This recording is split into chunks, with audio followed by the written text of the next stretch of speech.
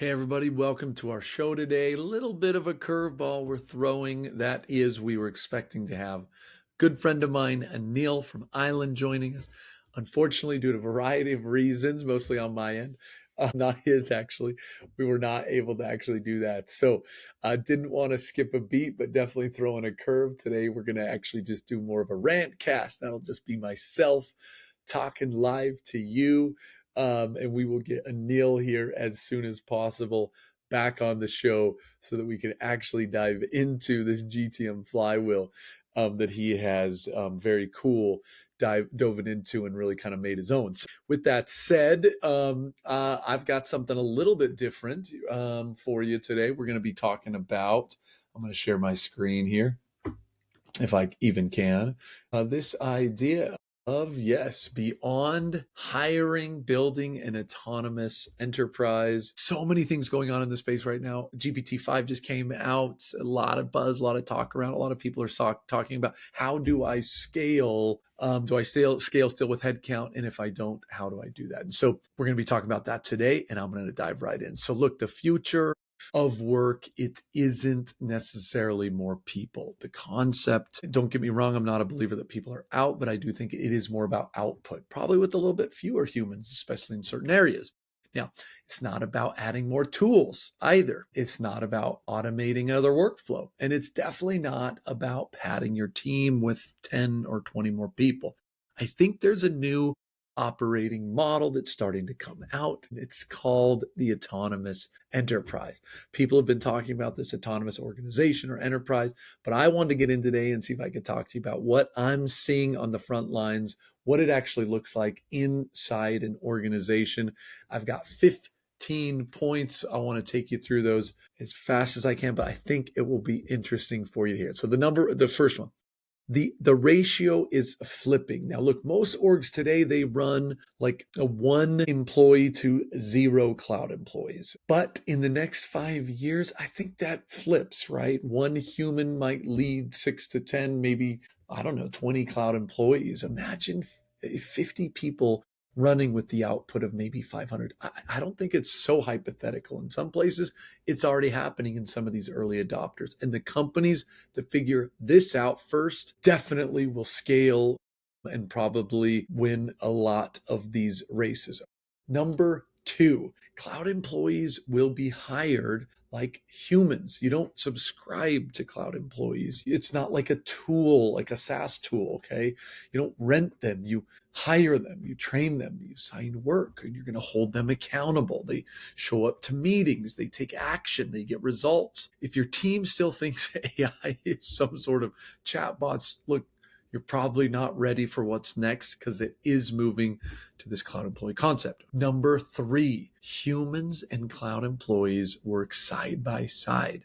This isn't a handoff. It's collaboration. Cloud employees aren't just background automations, they're teammates. Sales reps might, for example, run plays with them. Support teams could escalate to them. Ops teams build flows with them, outcome by outcome, and really like side by side.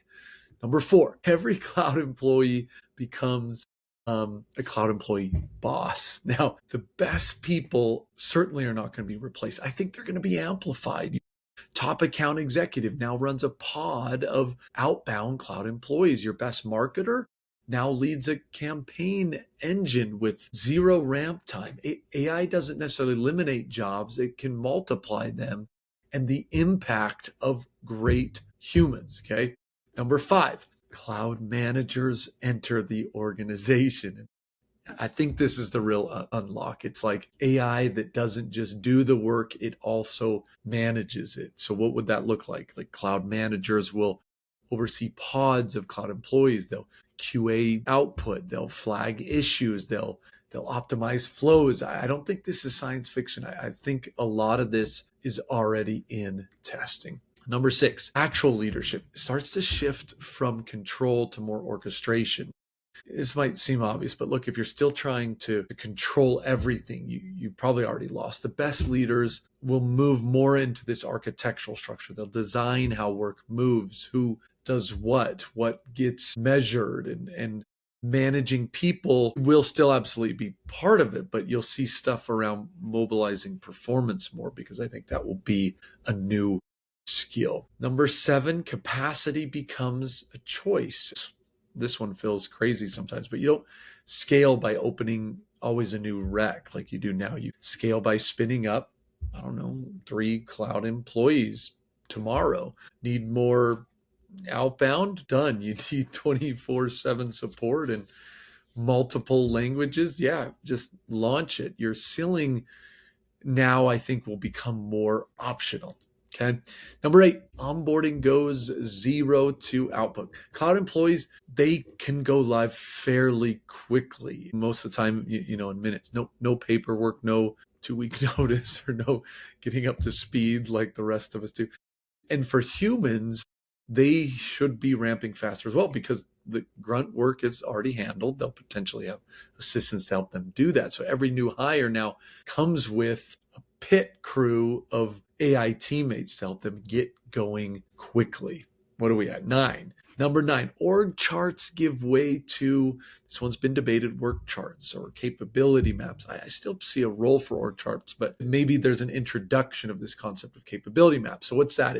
It's not about necessarily who reports to who anymore. It's about what needs to be done and who or what will be best suited to do it. So your org isn't necessarily always this hierarchy. It's more like a network of capabilities. That's how you're going to get real velocity in some of these organizations.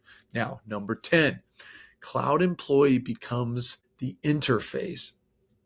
It's confusing for a lot of people, but look, the UI layer's got to change, potentially even collapse.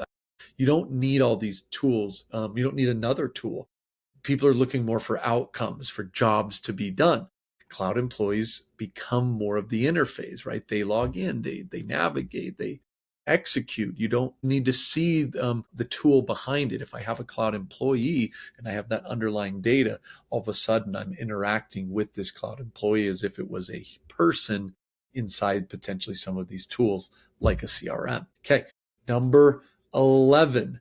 Data becomes the operating system. I was just talking about that, right? So data isn't just analytics. It's really the fuel. Cloud employees are running on your data. They don't guess, they execute based on these facts, based on history, based on context. If you've got bad data, you're probably going to have bad execution. You have clean data, going to be moving, I think, pretty quick rocket ship like. So, number 12.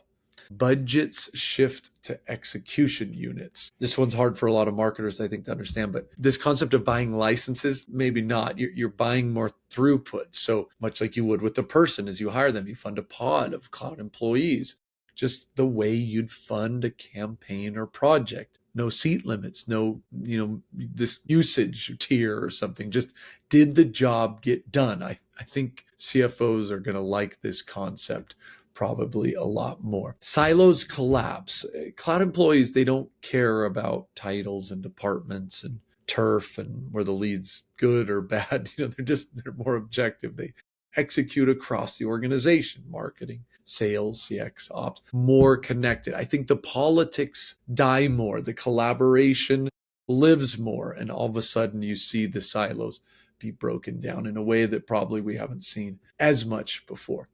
14, work becomes modular. Alluded to this a little bit, but you spin up cloud employees like you spin up code. You start a campaign by lunch, you shut it down by dinner, launch new outbound sequences, test a new onboarding flow. No headcount needed. Bring the drama down. You're just looking for that speed. You're just looking for that velocity. And then last but not least, execution becomes memory. Every task completed by a cloud employee teaches the overall group. So you're not just getting output, you are starting to build that internal muscle. Your org gets smarter every day, and the playbook begins to write itself a lot more. So look, that's the autonomous enterprise. It's not a trend. It's not necessarily a buzzword. Maybe it is a little bit, but I think more so, this is more of a blueprint. So if you're still scaling the old way, more meetings, more tools, more hires, you're probably moving in the wrong direction as organizations look to scale, grow, and compete. using some of the principles in an autonomous enterprise. So look, hope that was ultimately helpful today. Again, apologize for the curveball. We'll definitely get Anil and the GTM flywheel back on as soon as we can. Like I said, ran into a couple of issues. Excited to have him, but thought it'd be interesting to dive into some of these crucial topics about growing and scaling the autonomous organization. So I hope you like the curveball. And if not, like I said, we'll get Anil back. Have a fantastic day. See ya.